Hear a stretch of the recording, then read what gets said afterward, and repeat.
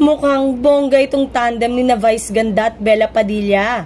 Paano ba naman kasi? Usap-usapan nga ang combo ng dalawa at binansagan pa ang perfect tandem ng mga netizen. Nag-guest judge nga si Bella sa It's Showtime kung saan sinamahan niya ang mga regular host sa iba't ibang segment ng nasabing noontime show. Hinangaan nga ng madlang people ang openness umano ni na Bella at Vice na pag-usapan ng mga bagay na may social relevance tulad ng kahalagahan ng edukasyon.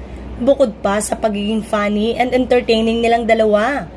Say pa nga ng isang netizen, grabe yung Vice-Bella combo. Grabe, makanood ng perfect combo ng hosting wisdom and humor.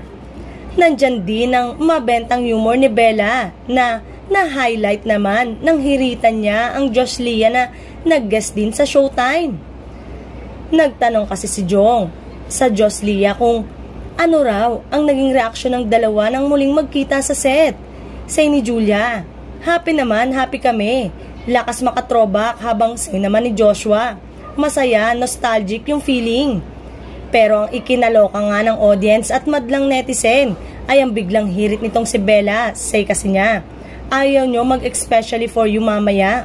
Ang panawagan nga ng netizen ay gawin na umanong regular si Bella dahil bet na bet nga nila ang humor nito.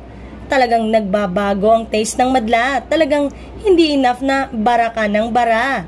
Dahil binavalue na rin ang substance.